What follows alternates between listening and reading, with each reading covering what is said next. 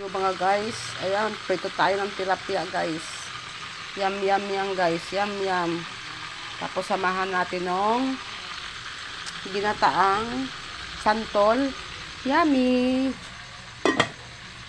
Ayan pa guys, so okay na yan, malalaki naman yun.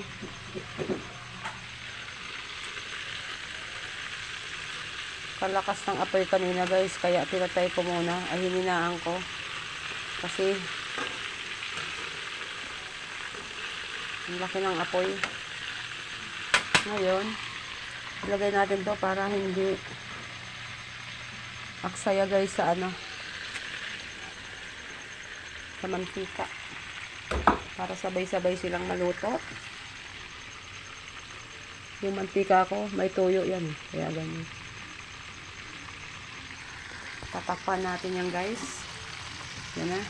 Pinagprituhan kasi ang mantika na yan ng isda din kahapon. Kumbaga sana parang nasunog. Okay na yan. Yan guys. For today's video sa ating panghapunan.